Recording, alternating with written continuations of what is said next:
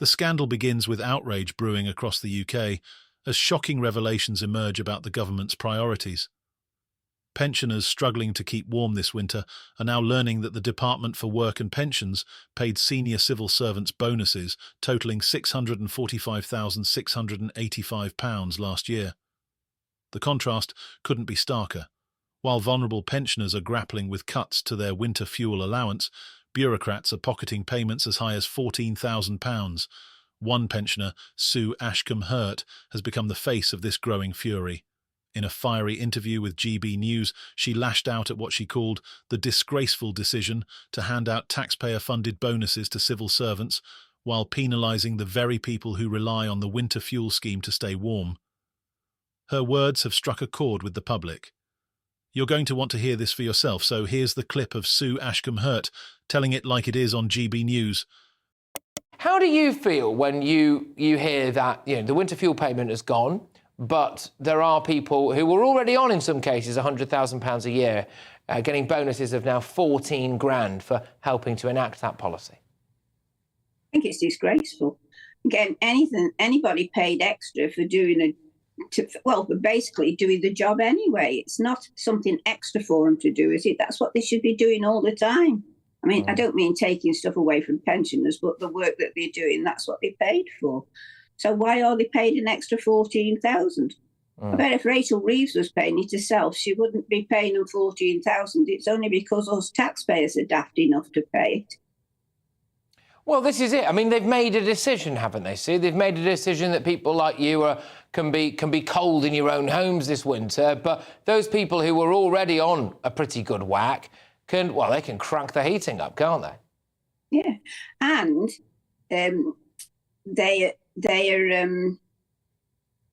Rachel Reeves, it's already been shown that Rachel Reeves is not going to get the money that she expected from this disgraceful act, because already the amount being claimed now from pension credits plus the winter fuel allowance that those people who've gone on pension credit will get are exceeding the amount that she was expecting to get from the Treasury. So it was a complete waste of effort, really. I mean, if they want to say... Go on. Sorry. No. If they want to save money, here's a couple of suggestions. Reduce the amount of expenses MPs can claim, half the amount of money that the peers can claim for just turning up to sit in the House of Lords for the day. Take 22 billion off that stupid Miliband bloke who's putting that money into carbon capture when not even the Greens want to do that. They say that it's a waste of money.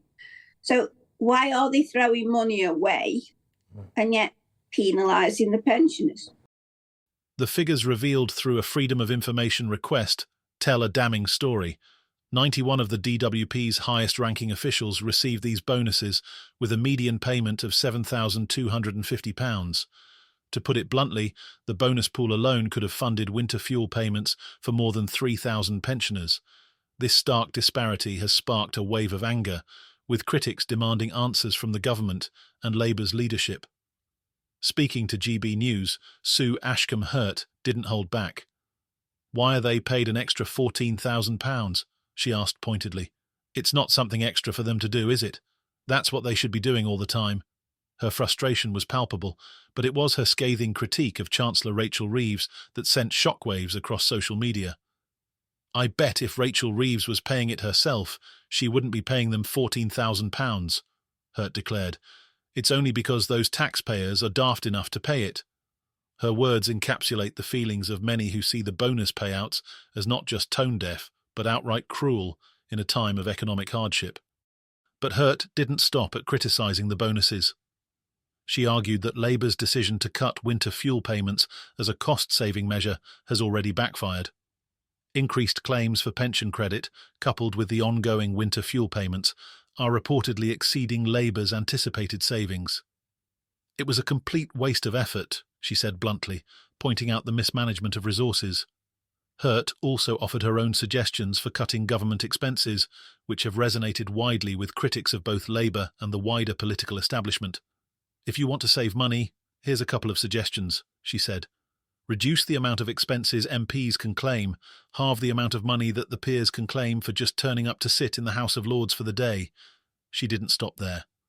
Her most striking recommendation targeted Ed Miliband's £22 billion carbon capture project, a programme she called a waste of money even the Greens don't support. Why are Labour throwing money away and yet penalising the pensioners? She asked, her voice filled with anger and disbelief. The public's reaction has been fierce. Across social media, calls for accountability are mounting.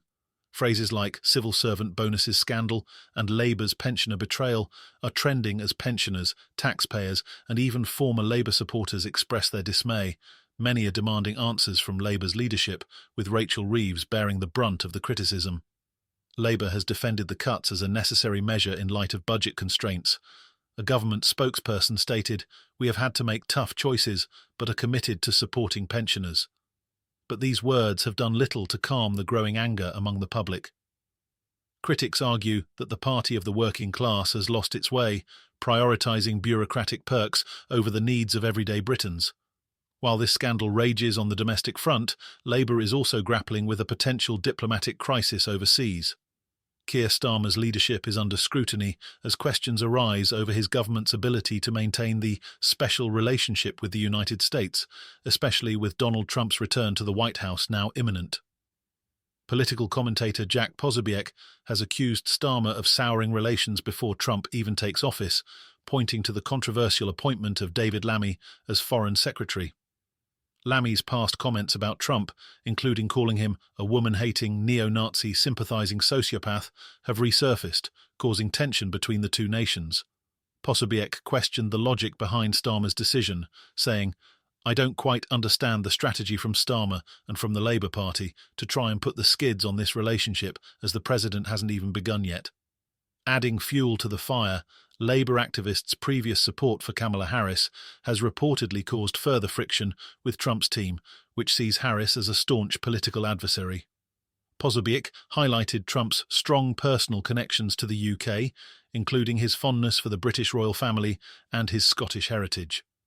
"The UK is a country which the United States of America has a special relationship with," Posobiec said, warning that Lammy's role as Foreign Secretary could jeopardise this bond. While Lammy has been active in strengthening ties with other nations such as China and Australia, critics argue that his previous remarks about Trump could undermine his effectiveness in dealing with the US. The timing couldn't be worse for Starmer, who is already facing mounting pressure domestically over issues like the winter fuel scandal. As these twin scandals unfold, the public is left questioning the competence and priorities of Labour's leadership. From pensioners being left out in the cold to diplomatic blunders with a key ally, the challenges facing Starmer's government are mounting by the day. What's clear is that the outrage isn't going away anytime soon. With pensioners demanding accountability, taxpayers calling for reform, and international allies watching closely, Labour finds itself in a storm of its own making. Whether they can weather it remains to be seen. What do you think? Are Labour's winter fuel cuts a heartless betrayal, or are they making tough but necessary choices? Should Keir Starmer act to repair relations with the US before it's too late?